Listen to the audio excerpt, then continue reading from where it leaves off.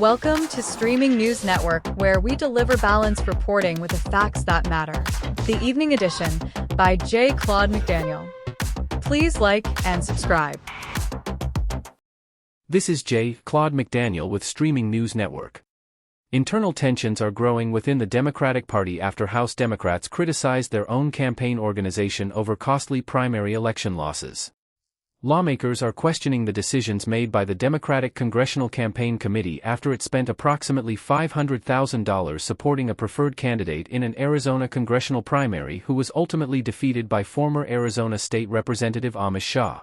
The loss marked the third time this year that a candidate backed by the committee failed to win a primary despite receiving significant financial support. Several Democratic lawmakers are now calling for major changes. Representative Pramila Jayapal said the committee should remain neutral during primary elections, arguing that party organizations should not favor one Democratic candidate over another. Representatives Adelita Grijalva and Ana Lilia Mejia are also seeking greater oversight and more involvement from rank-and-file members in determining how campaign funds are allocated. The criticism comes as House Minority Leader Hakeem Jeffries faces additional challenges from a growing progressive movement within the party. Recent primary victories by progressive-backed candidates have intensified debate over the Democratic establishment's strategy heading into the general election. Frustration has also extended beyond the Congressional Campaign Committee, with some Democrats criticizing the Democratic National Committee following the release of its review of the 2024 election cycle. The disagreements highlight continuing debates over leadership, campaign strategy, and the future direction of the Democratic Party as election season approaches. This is J. Claude McDaniel with Streaming News Network. New York City distributed a record $2.6 billion in cash assistance during 2025, according to city records. Nearly 865,000 residents received cash assistance, the highest number reported in approximately 30 years. The total represents a 71% increase from 2022, when cash assistance payments totaled about $1.57 billion. City records also indicate that when cash assistance is combined with benefits from the Supplemental Nutrition Assistance Program, total welfare-related payments exceeded $7 billion during 2024. The increase comes as New York continues to debate its economic policies. Some business leaders have expressed concern about the city's tax environment, while supporters of expanded social programs argue the spending helps residents facing financial hardship. Mayor Zoran Mamdani recently approved a $126 billion city budget that includes approximately $14.630 billion for the Human Resources Administration, the agency responsible for welfare and social services. That funding is roughly $2.6 billion higher than the previous year's allocation and represents about 14% of the city's total budget. The growing investment in social services is expected to remain a key issue as city leaders balance economic development, public assistance, and budget priorities. This is J. Claude McDaniel for Streaming News Network. Opening statements have begun in the murder trial of Luciano Fratellin, a Canadian coffee entrepreneur accused of killing his 9-year-old daughter during a trip to upstate New York last year. Prosecutors allege that the 46-year-old Montreal resident falsely reported that his daughter, Melina, had been kidnapped while they were visiting the Lake George area. Investigators later discovered the child's body concealed beneath a log near a remote pond outside Ticonderoga. Authorities determined the cause of death was asphyxiation by drowning. Fratellin has been charged with second-degree murder and concealment of a human corpse. He has pleaded not guilty to both charges. According to court proceedings, prosecutors are expected to present evidence concerning the father's financial difficulties and family circumstances before the child's death. Melina's mother is also expected to testify during the trial. The defense maintains that investigators failed to fully examine evidence supporting Fratellin's original claim that his daughter had been abducted and is expected to challenge the prosecution's investigation throughout the proceedings. The trial is expected to continue in Essex County Criminal Court in Elizabethtown, New York. This is J. Claude McDaniel for Streaming News Network. A newly released homeless count is expected to show that homelessness in Los Angeles has increased after 2 consecutive years of modest declines, renewing debate over the city's approach to addressing the crisis. Mayor Karen Bass has previously highlighted reductions in homelessness during her administration, but the latest figures have prompted renewed questions about the effectiveness of current policies and programs. Los Angeles city and county governments collectively spend an estimated $3 billion annually on homelessness and related services. Despite that investment, officials continue to face criticism over the pace of progress and the visibility of encampments throughout the city. The mayor has pointed to programs such as Inside Safe, which is designed to move people from encampments into temporary shelter and housing. However, critics argue the latest data suggests additional strategies may be needed to achieve lasting reductions in homelessness. The report also comes amid ongoing changes in homelessness oversight and funding, including federal reviews of financial management involving regional homeless service agencies and continuing discussions over how public resources should be allocated. As city leaders review the latest numbers, homelessness is expected to remain one of Los Angeles's most significant policy challenges. This is J. Claude McDaniel for Streaming News Network. Authorities have concluded the investigation into the death of a 37-year-old Southern California woman whose body was discovered near Sykes Hot Springs in the Big Sur backcountry earlier this year.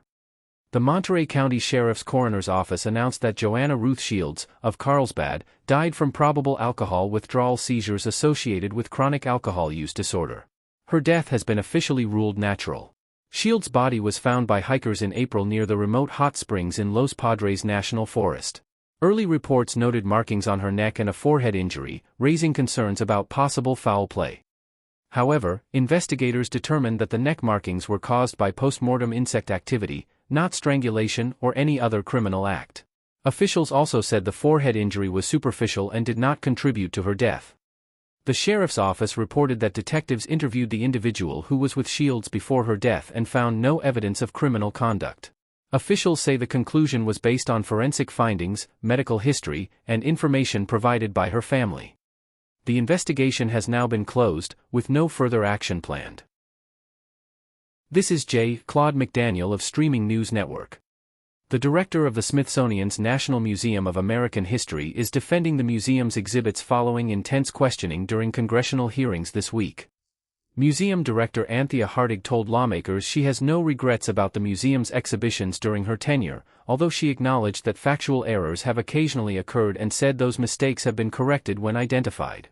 The hearings focused in part on a past exhibit about Benjamin Franklin that explored the possibility that individuals in his household, including indentured servants or enslaved people, may have participated in his electrical experiments. Critics argued the exhibit raised a serious historical claim without conclusive evidence, while museum materials stated that historians cannot know for certain whether that occurred.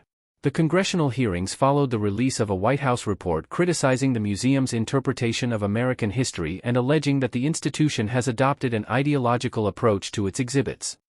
In response, Hartig testified that the Smithsonian takes the report seriously but disputes its conclusions, maintaining that the museum's collections and exhibits present a broad and historically grounded view of the nation's past while remaining open to improvement.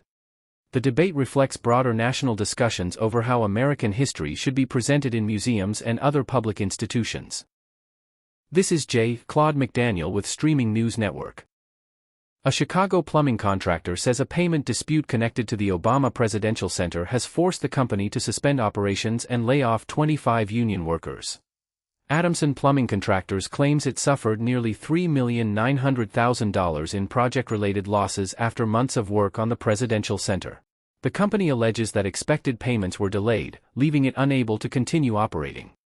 Owner Mike Owen says his firm completed additional overnight work before the center's June opening after being told part of the outstanding balance would be paid in advance. He says that payment did not arrive in time, and the business ceased operations several days later. The company has since filed a mechanics lien seeking approximately $1,720,000, alleging it remains unpaid for completed work. Owen says additional legal action is still under consideration. Lakeside Alliance, the project's construction manager, has defended its handling of contractor payments, stating that payment and closeout activities commonly continue after major construction projects are completed. The Obama Foundation has also stated that subcontractor payments were administered through Lakeside Alliance and says it implemented payment schedules intended to be faster than those typically used on large-scale construction projects. The payment dispute is now expected to be resolved through the legal process. This is J. Claude McDaniel with Streaming News Network. Wildlife conservationist Robert Irwin is receiving mixed reactions online after a dramatic crocodile encounter aired during an Australian television appearance. The footage showed the 21-year-old inside an enclosure with a crocodile named Casper while promoting the reopening of Australia Zoo and the latest season of his family's wildlife program. During the demonstration, the crocodile suddenly charged toward Irwin, prompting him to call for an immediate evacuation as other handlers assisted. The incident ended without injuries, but the video quickly spread across social media, where some viewers questioned whether the demonstration unnecessarily placed both people and animals at risk. Others argued that such close interactions with wild animals should not occur. Irwin responded by emphasizing that the incident demonstrated the importance of established safety procedures. He explained that experienced handlers are trained to recognize when conditions become unsafe and to end an encounter immediately. Many supporters also defended Irwin, noting that he has spent his life working in wildlife conservation and continuing the legacy of his late father, Steve Irwin. They argued that the response shown in the video reflected proper safety training rather than reckless behavior. The incident has sparked renewed discussion about balancing wildlife education, conservation, and public demonstrations involving dangerous animals. This is J. Claude McDaniel with Streaming News Network. Actor Dennis Quaid has officially listed his Los Angeles area home for $5,200,000, marking what he describes as his final break from California after relocating to Tennessee several years ago. Quaid and his wife moved to Tennessee in 2020, and the actor recently said selling the Brentwood Hills property reflects his decision to permanently leave the state behind.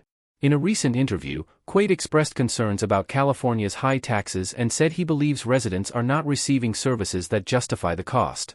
He also remarked that many others have made similar decisions to relocate. Quaid joins a number of other well-known entertainers who have moved away from California in recent years, fueling continued discussion over the state's cost of living, tax policies, and business climate. At the same time, demographic and economic data indicate that while California has experienced domestic outmigration, it remains one of the nation's largest and most economically significant states, with continued overall population and economic activity. The issue continues to be part of a broader national conversation about where Americans choose to live and the factors influencing those decisions. Thank you for viewing Streaming News Network videos, and also short and special reports. Please like, subscribe, and tap the bell to be notified of additional reports.